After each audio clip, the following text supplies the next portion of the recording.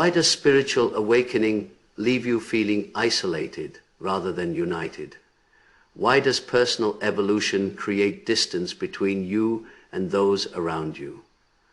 You might expect awakening to be euphoric, like emerging from darkness into clarity, finally understanding everything. Yet something unexpected occurs. Reality shifts. People seem different. Exchanges that once brought comfort now ring empty. You're not being superior, and you're not judging anyone, but transformation has occurred. You're with a companion, listening to familiar topics, weekend activities, social drama, routine grievances. Suddenly, tension builds inside you. You gesture appropriately, you maintain expressions.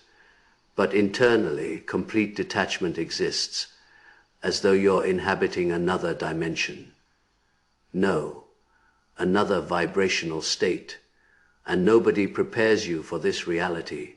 That expanded consciousness might initially bring profound solitude.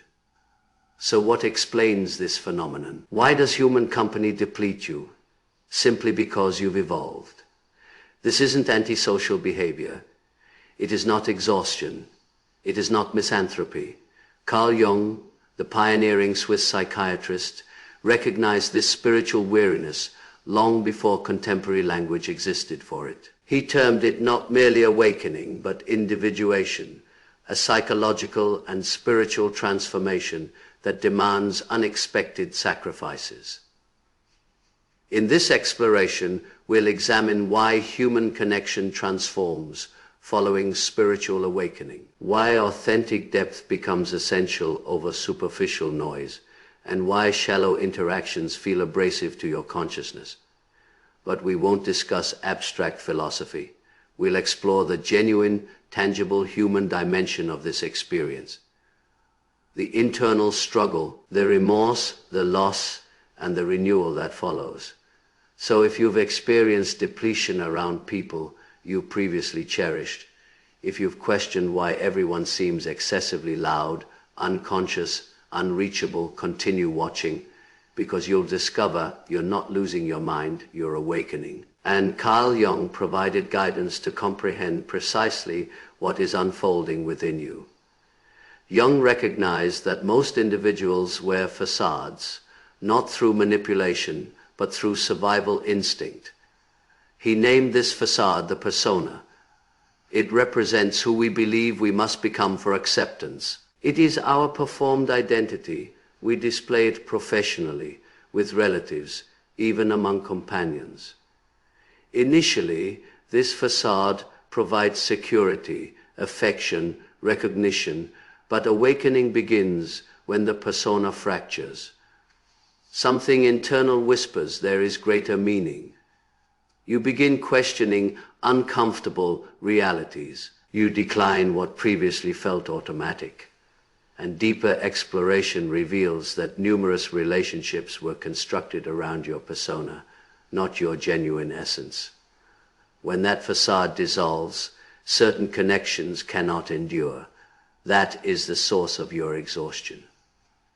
Not because people are flawed, but because your former self no longer exists to engage them. And here is the profound part. Your nervous system remains programmed for the previous role.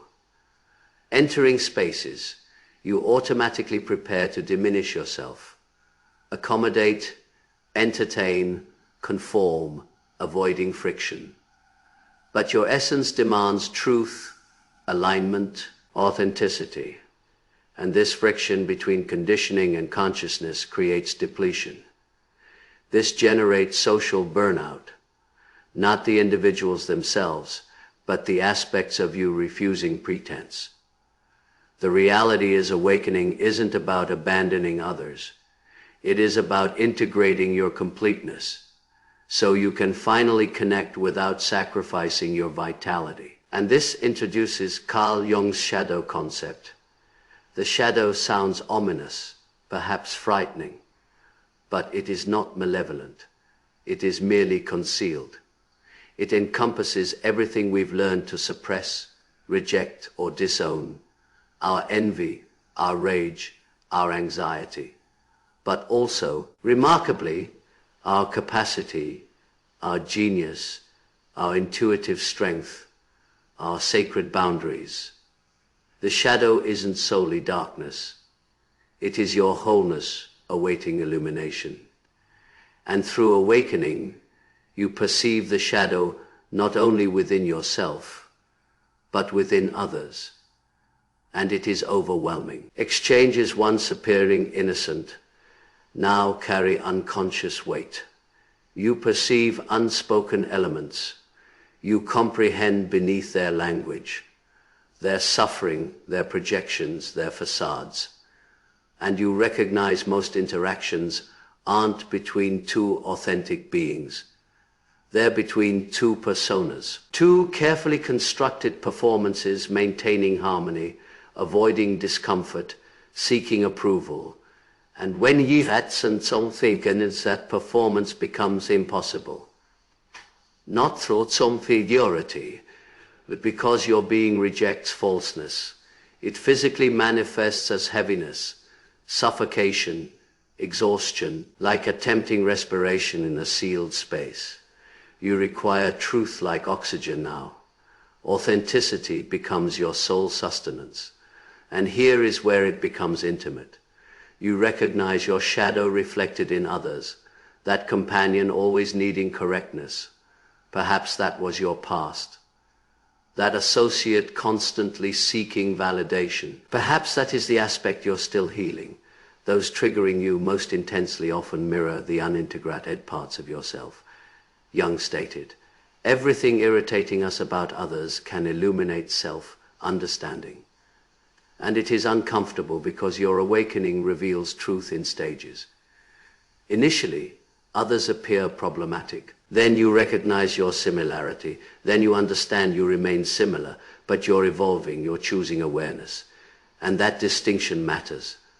But awakening's danger is spiritual superiority, believing you're enlightened while everyone remains unconscious. That is not growth. That is another facade. Genuine awakening means compassion for yourself, for others, and for your younger self who required those patterns for survival. Through that compassion, healing commences. That exhaustion diminishes. Your energy shifts from self-protection towards self-honoring, and remarkably, as you integrate more shadow, distancing becomes unnecessary because you're no longer battling your reflection in others. And now we'll explore how emotional sensitivity and overstimulation connect to this awakening exhaustion, and why your nervous system matters more than you realize. If you felt excessively sensitive, empathetic, or aware, this will transform your understanding. Here is something rarely discussed about awakening. It is not merely psychological or spiritual, it is physiological. Your body, particularly your nervous system, undergoes upgrading, and that brings consequences. Throughout your life, your nervous system adapted to chaos, noise, pressure, and pretense. You normalized emotional static, like persistent background interference that never quite disappears, and that interference conditioned constant alertness, room scanning, peacekeeping, energy reading, especially for empaths or highly sensitive individuals. This was survival mechanism. You didn't merely listen, you absorbed. You didn't merely notice moods, you experienced them. You became a receptacle for others' emotional atmospheres, and that vigilance exacts tremendous cost over time. Now, add awakening. Awakening amplifies perception. You don't merely notice surface energy. You sense dissonance, misalignment, manipulation, even unintentional. You detect unspoken elements, micro-expressions, energy inconsistencies, and your nervous system intensifies. Because it hasn't learned processing this awareness level, it hasn't synchronized with your consciousness, so it continues reacting the previous way. Tension, exhaustion, emotional flooding, and withdrawal need. And that is the unspoken part. Awakening doesn't resemble peaceful mountaintop meditation. It often resembles sensory overload in crowded environments. Even ordinary conversation can feel like mental static if your body hasn't learned regulating within this new awareness. And this causes many awakened individuals to consider themselves damaged. You're not damaged. You're simply no longer numb. You're finally experiencing what always existed, but was filtered through conditioning, and that can exhaust. You're not excessively sensitive. You're accurately sensitive. You're finally attuned to life at its rawest frequency. But here is the beautiful element. As your nervous system learns co-regulating with your higher awareness, the overwhelm subsides. The emotional intensity lessens. You begin discerning without absorbing. You begin feeling with people, not for them. You begin observing without personalizing. And that is when social interaction becomes sacred again. You stop needing to diminish. You stop needing armor. You simply remain anchored in your energy and allow others their position. So what follows the exhaustion, the rebalancing, and the new relationship types you attract?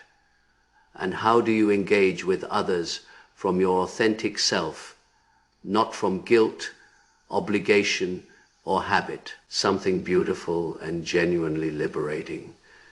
The moment you cease performing, something shifts.